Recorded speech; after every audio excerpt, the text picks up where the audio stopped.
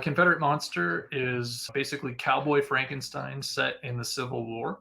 When 2020 happened, COVID, we were all in lockdown. I was getting hella checks from the government. So I thought, hey, this is my opportunity to dust off an old project and see how far I could go with it. After COVID, a lot of things happened and I wasn't able to devote as much time to it. I really had to get back to the drawing table for, my day job, which is just drawing comics for other people. I do think it helps to do that as a creative, to try out different things, and it broadens your horizons and it might make you think in a different way. My guest today is a professional illustrator and a storyboard artist with over a decade of experience. He's created art for clients, including Alterna Comics, Warner Brothers, the NBA, the NFL, among others. He works both digitally and traditionally in inks and watercolors and acrylics. And this month in particular, he is back on Kickstarter with a project called Confederate Monsters, which is rocking and rolling on Kickstarter right now. So welcome to ComixLaunch, Dave Swartz. Dave, how you doing, man? Good, Tyler. Thanks for having me on. I'm excited to get to talk to you. You were recommended strongly as a guest to me by Caleb Palmquist, who I know you've worked with. Oh, yeah. We're buddies, that Caleb and I. And so he said, you got to get Dave on to talk about the project that he's got going on and a whole lot more. So I'm excited to dive in. But usually when I pull on guests, the goal is always to make this a really valuable conversation for the thousands of creators that listen to this show. Mm-hmm. But we always want to also make sure that we don't bury the lead and give you a chance to talk a little bit about the cool project that you have rocking and rolling right now over on Kickstarter. So what can you tell us about Confederate Monster? Sure. So Confederate Monster is basically Cowboy Frankenstein set in the Civil War. So my story takes place about 8 years after the original, story we're all familiar with from the novel. So we kind of catch up with a lot of these classic literary characters, but the story is told through the perspective of Igor. And in the book, Igor is in disguise as Dr. Daniel Schmidt, living in Virginia during the Civil War. Soon after they, discover about his dark past, they basically kidnap him and convince him rather terrifyingly to recreate the process and to reanimate their dead army. I took inspiration from a lot of the sort of weird supernatural stories that were told about Hitler's, regime and how a lot of, his focus was these really weird, esoteric kind of myths, and tracking them down and, really trying to see what other power could be at his hands. So I was very inspired by that. And I thought, well, what if the Confederacy did something similar? So, yeah. Yeah, and you were kind enough to send me over digital copies of the story so far, and just really impressed with the work, the quality, top to bottom. It's a top-notch campaign. How long have you been working on this project?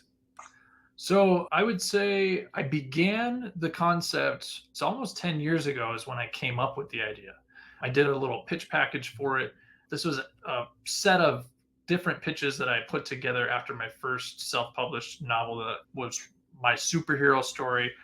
I did that all during 2014. It was my transition from my corporate life into this life. I did the pitch, didn't really go very far. I put it up on the shelf. And then when 2020 happened, COVID, we were all in lockdown. I was getting hella checks from the government. So I thought, hey, this is my opportunity to dust off an old project and see how far I could go with it. So I did Confederate Monster. I completely revamped the artwork, rewrote the story a little. And, I was able to get through 3 main issues. I did a Indiegogo in 2021. It did pretty well. And so that actually created a second or a prequel issue. So really I had 4 issues of this book already done. But after COVID, a lot of things happened and I wasn't able to devote as much time to it. I really had to get back to the drawing table for, my day job, which is just drawing comics for other people. But now I've found some time in my process to be able to dedicate more time to this. And I've been working on it for a bunch of months now. And I'm really happy to get it out there and really happy to finish up the series because after this, we've only got 2 more issues to go. Nice. Yeah. So some of the things that I was interested in and just looking at your history, you've been launching on Kickstarter for about a decade now, but Obviously, jumping back and forth between self-published efforts and freelance, it can be tough to keep things coming out on a consistent basis. Yeah. I was a little curious why the first launch of Kickstarter was for the 1 through 4 versus just starting with a single issue and then serializing over time. And that'd be one question. And the other is, as someone that had some Kickstarter experience, what made you give Indiegogo a shot in the 2021 area, and what was that experience like? Sure. So to answer your first question, I think a lot of it was just sort of my desire to get as much out there as I possibly could. Yeah. I typically have only done Kickstarters for either fully realized projects or a full, book that's already published and done. But, in this regard, I wanted to really get as much of the book out there so people could, really get invested in it and really read it. And frankly, if I were to do it over again, I probably would have done it, single issue by single issue, Yeah. for sure. Now, as far as Indiegogo, at the time, it was really my network that was sort of there. A lot of creators that I was working with, friends that were also creators, they were all using Indiegogo. And this was also a time when Indiegogo had some additional features that Kickstarter didn't. So I was, kind of leaning more towards that because I figured, well, this might actually help me to get the book, more eyes if I do it on the platform that most people that I know are on. And since it's been a couple of years since I did that, and my network has completely shifted the other direction, and my group of fellow creators as well. So that was the decision to come back to Kickstarter, so that I could utilize my network and make sure that I was on the platform that all those other creators were utilizing. So Yeah, around that 20, I'd say even a little bit before that, it really did seem like there was a lot going on Kickstarter. It's at least perception wise, even though I still think Indiegogo is probably bigger than like BackerKit right now for crowdfunding, it does seem like a lot, like I hear more buzz about BackerKit projects in like that number 2 position for indie crowdfunding. But again, it also may be siloed. There's different communities and different creators going to different platforms. right. But it's good to see that you're able to at least test the waters out in a couple different spots. And I'm still glad that there's multiple options for creators out there. Oh, sure. Absolutely. So I guess I want to go back a little bit just to hear a little bit more about your experience coming up. And when did you first sort of get the inclination that you could make art the thing that you did and make a living at it? And also know that you've probably been someone that's been artistic your whole life. You really did about a decade ago make the leap to, hey, there's a specific kind of art I want to focus on making. Can you just share a little bit more about your journey to this point? Absolutely. So, like you said, I pretty much from the get go knew I was going to be an artist, even if I hadn't really defined it until I got to the age where I needed to decide where I was going to go to college. My favorite thing to do when I was a kid is go to the comic book store with my uncle, and he would get me an issue, and I would take that home, find my favorite drawing, and just try to copy it as closely as I could. I had a bunch of different books. I kind of started my own little collection. Sort of been a comic book fan ever since I was a little kid, about 7, 8 years old. I got older, got into high school. I started a band. I was in, a rock and roll band for a while. I thought music was actually going to be my path. But as it were, it just kind of came back around and I needed to decide where I was going to go to college. The natural sort of thought for me was I'm going to go to art school. So with art school, I graduated. Every single year, I decided I was going to do something different. So I was really interested in a lot of different ways of doing art, children's book illustration and fine art. And I mean, you can see behind me, I got all kinds of abstract stuff, doing all kinds of stuff all the time. But I do think it helps to do that as a creative, to try out different things, and it broadens your horizons and it might make you think in a different way that influences, your other work like comics. So after I graduated college, I couldn't really find a job that I really enjoyed, but I found a graphic design job, and so I was still using my skills, but just wasn't necessarily what I wanted to do. It just felt like I had to. And then over the course of a couple of years, I rose up in that company. I became the creative director. I was a creative director for 5 years, just a huge job, managing a design team, meeting with new clients. I was running around the country, flying to different places. So I was very, very busy. Most nights I didn't get home till about 8, 9 o'clock at night. So it was really a hard job and it drained me, my creative flow of my energy, of everything. So it was really hard for me to do anything for myself. I just started kind of doing some sketching while I was having some downtime at work. And somebody in my design team saw my stuff and asked me, "Have you ever thought about doing a comic book convention?" The thought had never entered my brain. So I decided, you know what, I'm going to just do this for myself and see what I can make of it. So I made a little 8-page story, got it all printed, went to a Comic Con. It did really well. I kind of understood, like, okay, I got something here. I could Yeah. probably do something with this. And it just so happens that everything kind of lined up at my job where my boss and I just kind of had like a come to Jesus meeting. And he was like, "Well, do you really want to be here?" Like, I kind of want to just move on. So that's when I made the decision. I was just going to do my own thing and do comics. I started out self publishing, but I've also had other things published more professionally in smaller indie houses. I now do it full time as an artist, just creating books for other creators. And yeah. It was kind of a similar situation with me and finally making the transition from working a 9 to 5 and trying to build my publishing endeavors on the Right. side. And then finally sort of like being like, the company's pivoting. Do I want to be involved in that pivot, or is this a good Right. time to pivot my way out and see if I can make it? What was that very first day like where it's like, oh, I don't have a job to go to, that people waiting on me and all projects rock, and now I got to create my own work. Do you remember that? I would say I do. It's a little vague, but I do remember the sort of feeling of now I'm my own boss Yeah. and the sort of pressure that kind of comes with that. Yeah. It wasn't as great as it, became over time when my projects were finishing and I was starting to market them. When I actually finished my first book, I remember going out there and just doing my best to market it and promote and be the face of it and start this whole process. As much as I was practiced at talking with people from my other job and discussing things with clients, it was hard to just sell something that was so like ingrained in me and so personal to me. Yeah. I just had a horrible reaction. Like my body was just like nerves, constantly. Like my stomach was in knots while I was trying to do that whole process. And it's kind of a similar thing right now with the Kickstarter, where like as soon as it started, I was just like, oh man, my stomach's bothering me. And it's kind of been like that for the last couple of weeks.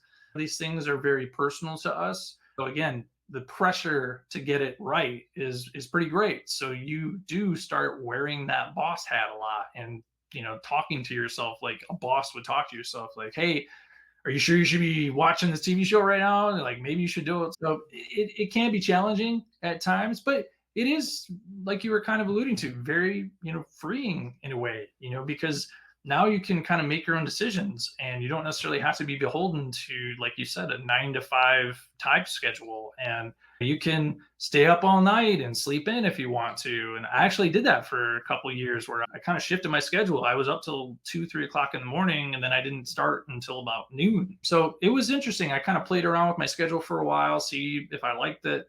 But yeah, I mean, after doing it for 10 years, I'm definitely in a groove. I've got a really solid day, all planned out, and it works really well for me. I'm able to crank out work. I can get pretty much an full issue of drawing and coloring done in a month. I mean, if it's a 20 to 24 page book, but yeah, it's taken a long time to get where I'm at, but you got to start with that first leap of faith. Yeah, and I guess for some of the illustrators and process junkies out there, I'd love to hear just like what is the schedule that works for you? And I mean, it sounds like I've had some conversations with artist friends about like growing up, we always heard like, oh, you want to be a professional artist, you got to do at least a page a day. Oh And yeah. then there's some pushback and you've seen discussions of like, well, here's what a page looked like in 1970 when you probably first started hearing this. Here's what expectations for artists are now. And then so many artists now are, do it all, right? From pencils to inks to colors to finishing everything. So I guess, yeah, just what's your current sort of daily or weekly routine? And then in terms of getting your output out there, are there certain benchmarks that you try to hit to make sure that you're staying on track? Oh, absolutely. And sometimes to my detriment, because I have it like in my head, like, well, if I get this much done on this day and this much done on that day, then I can hit this deadline. So it is a lot sometimes. But yeah, no, so my day basically is not too dissimilar to a 9 to 5. I usually get up around like 8. I take care of myself. I have breakfast. I meditate. I'm a pretty big proponent of that work-life balance. And Yeah. I think in order to really do this, you kind of have to be, or else you're just going to burn yourself out. So again, when I first started, I was sort of burning myself out. I worked way too late. I worked way too much. I didn't take enough breaks. And so now I make sure that I give myself enough breaks to meditate or to take a walk, just have a conversation with my wife or have some play with my cats or whatever. But, I do work similar to a 9 to 5 schedule. I tend to work about 2, 3 hours before lunch. I have lunch around a normal time, and then I work another few hours. I might come back after dinner for a little bit, depending on my workload or at least how much I was able to get done that day. But I typically try to shoot for, if I'm doing pencils, I try to do at least 2 pencils a day. If I can get through 2 pages of pencils, I'm really happy with that. Now with inks, I really try to do two, but sometimes it doesn't necessarily work out depending on the complexity and the number of panels, because sometimes there's just a lot on one page. But I typically try to shoot for two. Now with coloring, like I can probably bang out, I don't know, 3 or 4 in a day for coloring.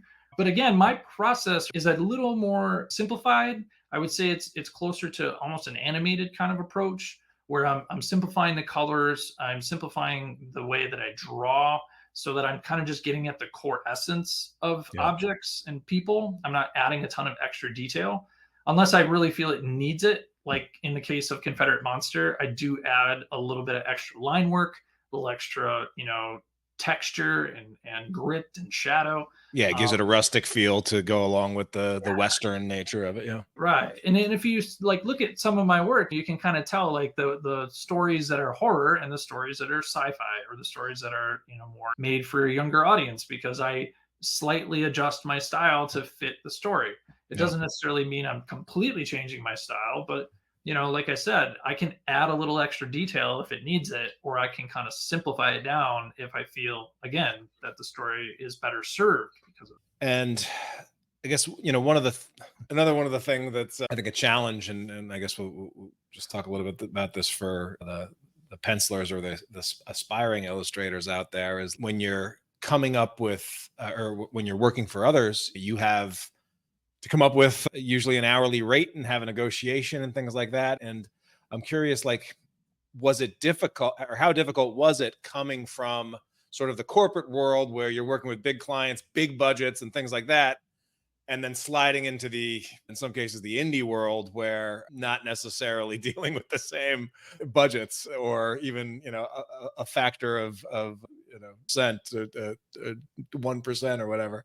How was that adjustment? And then how did you sort of approach figuring out, all right, how can I price myself to get work but also still put food on the table and make it worth it for me?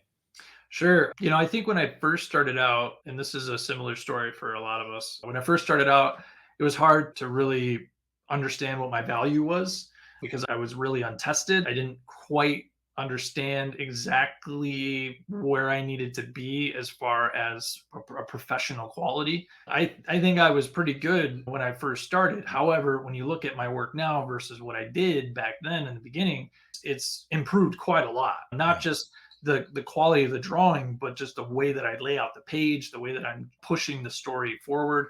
That comes to the artist over time, drawing page after page after page. You kind of get a sense of what's going to work better, what flows better. You always experiment and try new things and see if it improves it, right? So when I first started, I really wanted to make sure that I wasn't underselling myself, but I also wanted to get the job. So I kind of lowered it a little bit just to Yeah. get my foot in the door. And so when you first start, there's going to be a couple of projects that maybe you got to just eat it, right? You just got to take it, do it, get the money, move on. It may have been a $10,000 job that you only did for 1,000, but you do get some help in that regard because I know that I did a couple of projects where I took a bit of a hit with the pay, but I knew that there were people that could help me maybe get another Mm. job. And Right. so I did storyboarding for a little while in the beginning just to help pay bills because, storyboarding is a little bit more of a lucrative job, but it is pretty tedious. There's a lot that you have to do, and it is a little bit of a different skill set than comics, but it's close. So, I did that for a little while, and I did some projects that, I still have directors who are still tagging me in storyboard posts on Facebook. They just really enjoyed working with me and love my work that they keep, just putting my name out there. So it's kind of cool. I like that. But I guess that's what I mean is like if you're good to people, if you're not like pushy and you're not demanding, then the relationship's going to be fine and you're probably going to be better for it because maybe you're going to get another job. But I think over time, you really start to have to look at your work critically and say, okay, I have improved. I have been more tested. I've done more work. I have had a book published that has been in comic book stores. All of those things add up to I am worth it. I can Yeah. charge X amount, right? Depending on where you feel your talent lies. Because I'm no Jim Lee. I can't charge like $10,000 for a page, but Right. I can still charge a higher rate than a beginner. Yeah, and that was, I'm assuming you're referencing sort of the internet discussion that went about where Jim Lee's opened up commissions and released his commission rate. I'm just curious, like, where did you come down on the, The, the line of like Jim Lee with $10,000 commission rates or whatever it actually was? I'll have to search for what it was. Right. But did you have any strong thoughts one way or another on that whole issue? In my opinion, I think anybody is allowed to charge whatever they want, if that's what they feel that they're deserved. I really look at it in terms of other industries as well, like Jim Lee is essentially like the Taylor Swift of comic books, right? So like why shouldn't he charge that amount, right? Like Taylor Swift is charging an insane amount for concert tickets because it's Taylor Swift, right? And the same thing for, like Robert De Niro. If you want Robert De Niro to be in your movie, you're going to have to pay for Robert De Niro. So I guess in my opinion, it's really not that big a deal. Just for context for the listeners, this was posted. Jim Lee, 11 by 17 inches, full figure, one character, limited backgrounds for $20,000. If you want more, $25,000 to $35,000, and then if blank sketch covers with a background, bust shot with a background, $8,000. Jim Lee can supply the blank cover, but you can supply. So yeah, you get a free cover in there. Headshots, small headshots, $1,000. So definitely, a lot higher than your traditional artist alley prices. But as Dave said, I had the same exact take. He's Jim Lee. He's a one of one. He's a living legend, worked on the most iconic characters, and doesn't have to do this at all. Do we want our best icons, most famous, like that top talent, just out there like drawing $5 sketches instead of working on like the next great piece or Right. whatever? Probably not. It's got to be worth it for him. And then the other thing is that I'm sure you'd see some of the same people that would be complaining about prices or just, hey, the salaries haven't gone up in years for illustrators, or that so underpaid. I don't think you can complain about that, but then also want to cut down somebody that is like pushing the top of the line. I think you actually want the top of the market to be as high as it could possibly be, because it ideally would drafts everything else up. But right. Yeah, no, I completely agree. If you're going to be upset about the fact that you're not able to make as much money now because the market has shifted, you can't be upset that somebody's going to demand abundance that's what you want. So it's like you're literally fighting against your own desire at that point. And I guess also, like, I never really had the sense of entitlement that I should just be able to afford any art, or like from the fan, like I don't think any fan should be able to just assume that they should be able to buy at a price affordable to them, right? Anything that they want, like I don't assume that Beyonce will come and sing at my birthday party, right? And I just think every creative industry is like this, right? There are thousands of actors that are putting on free performances, and then there's, The Rock, who's getting paid $30 million a movie. That makes it an industry. And I hate if I hate getting mad at that comics at comic superstars, because we need superstars. I think, we need ambassadors for the industry. So anyway, but again, for the aspiring penciler out there, people trying to make it work, one thing that is a little bit it's different about being a pencil for hire versus a lot of salaried positions or standard day jobs is there's a big difference between getting paid per piece of art, which is how most in comics does, versus, hey, well, I get paid this much a week or this much a year, and it's kind of an annual salary. If in a lot of cases you give it 100% and you give it 50%, it might not show up a difference in your bank account. Whereas with comics, it really does. Do you have some tips for the artists out there? Because one way that you could essentially double your pay would be to charge twice as much. You can't always do that, but another way would be to be twice as productive or spend half the time to finish a page. And so I'm just curious if you have any sort of efficiency tricks or things that you've learned over the years that make it so that you're able to produce on a consistent basis and make it work. Well, I think a lot of it really just boils down to some of the similar things that I was talking about before, kind of just being your own boss and making sure that you're not allowing whole days to go by without actually getting something done. That's actually one of the things that I hear a lot from, because I work a lot with writers, and almost all the writers that I've worked with just kind of look at me like, dude, like, holy crap, you work so fast. Like, you kind of have to slow down, because like I wasn't anticipating this. I don't really have the money pulled together yet. You know what I mean? Yeah. Whereas like a lot of other artists, and I hear this from writers that tell me, they take forever and a day to finish something, and I think, and I know this from experience, like sometimes the inclination when you need money as an artist is to take on more work. Sometimes, that runs out, and then you got to take on another job, and then take on another job. And then by the time you've done all that, you've got 4 projects that you said yes to, and you got to finish them all in order to see more income.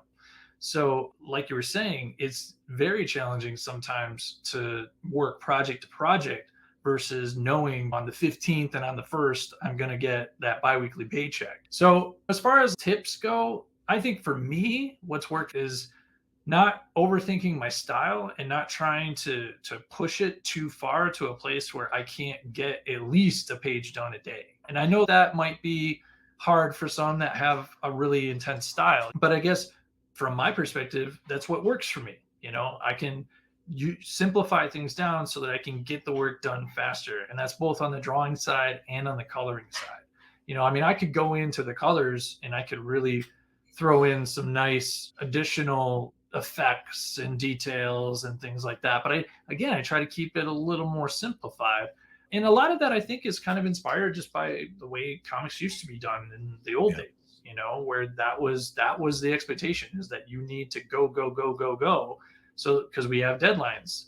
And so, I took that to heed and applied it to my stuff. And it's so far really worked out. Like I said, I've pretty much done 20 to 24 page books in a month, 30 days for everything, Yeah. That's from nothing to fully finished colored artwork. The process is long. You got to do all the layouts first, and then you got to do all the pencils, and then you have to get all that approved by the writer, and then you can move on to the final inks and then the colors and all that stuff. So there's a lot of steps in the process where things can get slowed down.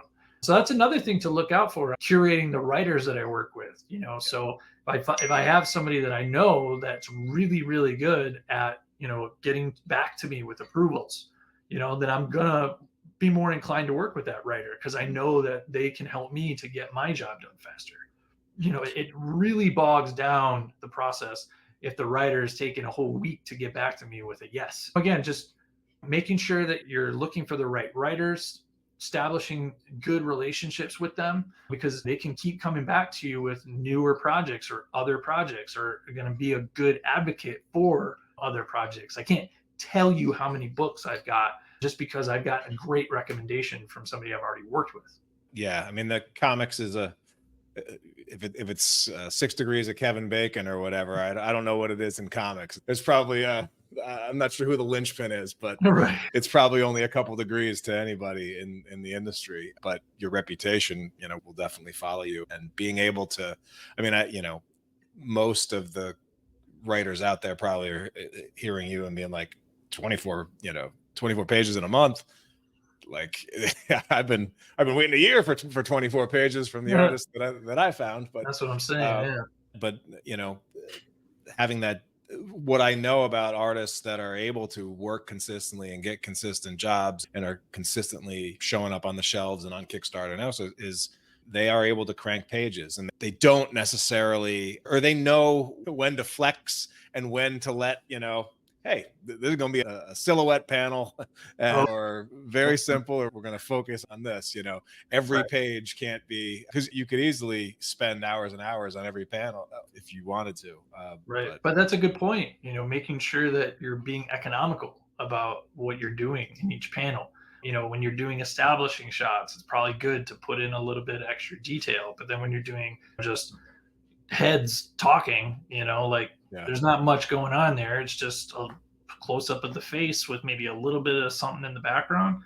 But, again, finding those opportunities to fill it in with black. yeah. So, I mean, you gave a couple of tips for writers in terms of good communication, fast replies, and you've also mentioned having some range for your style. Have you, as you're trying to continue to build your portfolio, do you give thought about like, these are the projects that I'm looking for, and certain projects might be for me, certain projects definitely aren't for me? I can draw a comic, Yeah. whereas 10 years in, it's like I've got a brand to protect. I've got stuff that I know that I'm going to really do well with, maybe some stuff that not for me. Where does that fall right now, and how important is having that? I would say within the last couple of years, I've really started to begin, being more critical of the creators that I'm collaborating with, really looking at the scripts, diving into them, whereas before I might just cursory look at it and go, okay, this is all right, let's do it. But now, I really take a lot of time with the scripts. I really see, like you were saying, does this feel like it's a book that I should be doing? Or maybe there's a better fit for this type of style or for this type of approach to storytelling. And sometimes, yeah, I surprise myself and I read the script and it may not necessarily be my typical story, but I know it's a solid script.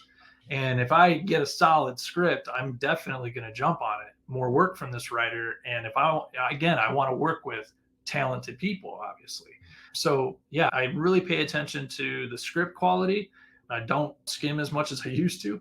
And I also would say that I take a lot more time looking at the prior work, the portfolio of the writer, not just the books that they've made, but I look at the Kickstarter campaigns that they put together. I look at their social media. How much are they talking about their stuff on social media, or is it just talking about regular day-to-day stuff? Because when I promote my work, I'm always in that mode of promotion, right? Yeah. So I want to make sure that they are good at that side of the equation, because some writers aren't as talented at it as others. So yeah, those are some things that I look for sure. And nowadays, like I said, I'm being a lot more picky. And I have had instances too where I've been partnered with our colorist, and the writer comes back to me with some sample pages of what the colorist did. Maybe in the past I would have let it slide, but now if I don't like the colors, I tell them straight up, this to me is just not working for me, because after all, even though it's their coloring in my drawing, it's my drawing. So I want to make sure that the colors are representing my drawing right.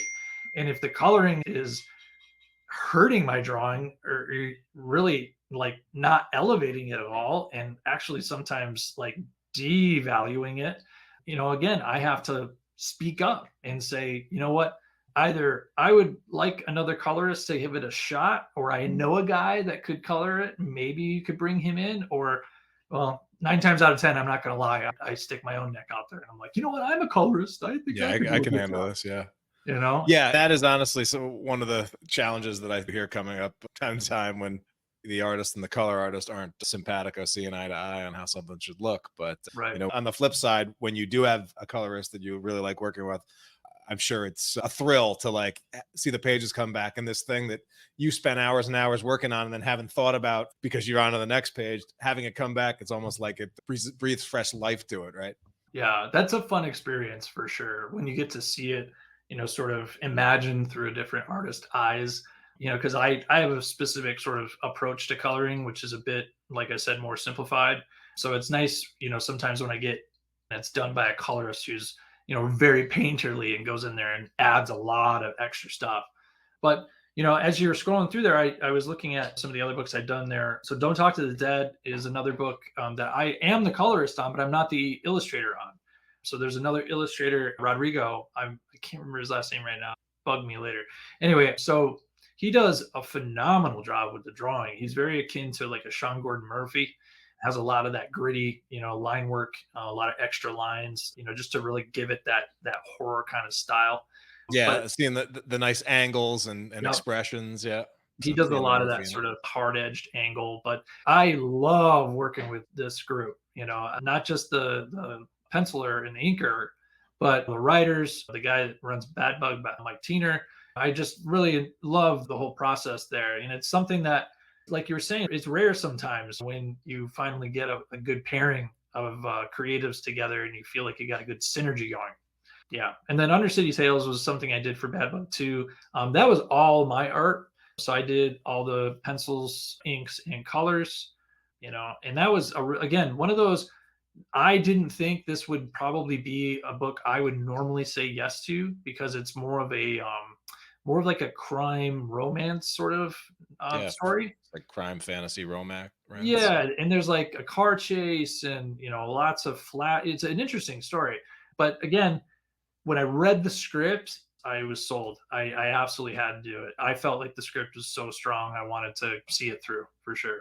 So yeah, I've been fortunate enough in my couple years here that I've been, because honestly, I've only been a pencil for hire for the last, I want to say like 3 years. Oh wow. Ever since I stopped doing Confederate Monster, because I did Confederate Monster just completely through COVID, all 2020 basically. Yeah. And then I had a little bit of a transitionary period. I'm also a college professor. So I teach at a college for creative study here in Detroit.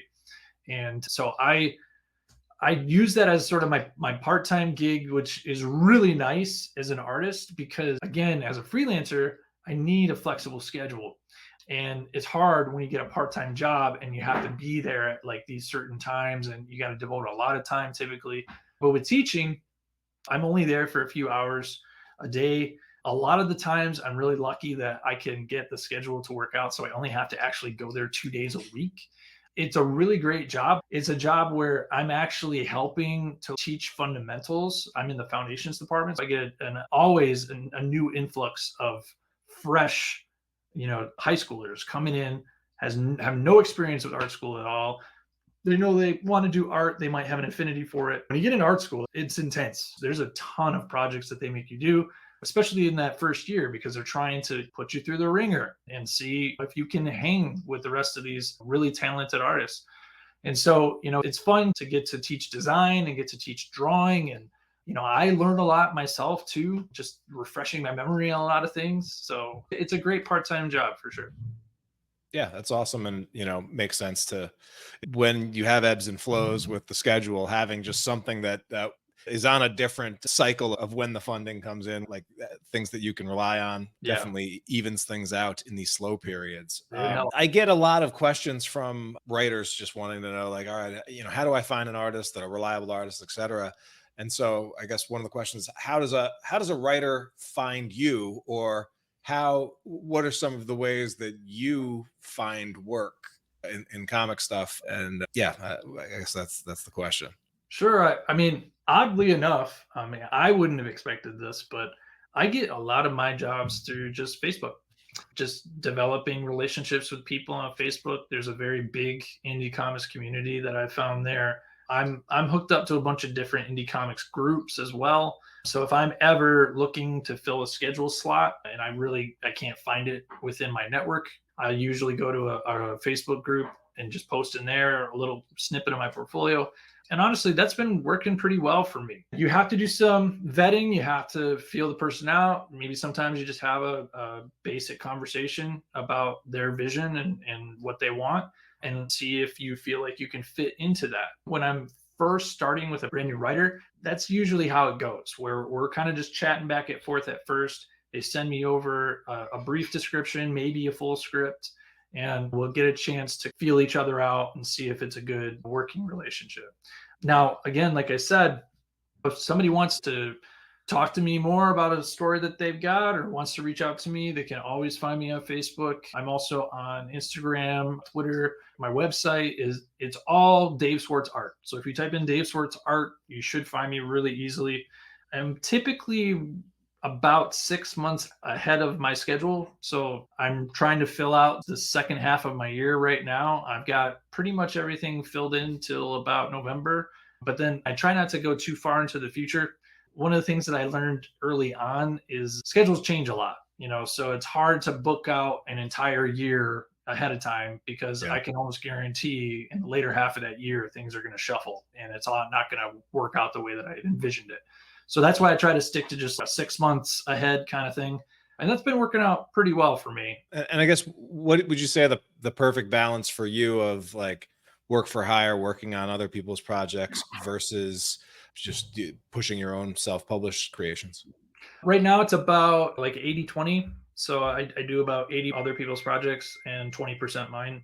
So I don't want to spend too much time on my own projects, because I feel like it's going to slow me down in the way that I've sort of structured everything for my bills and for the income and everything. It's kind of imperative that I am able to do an issue a month.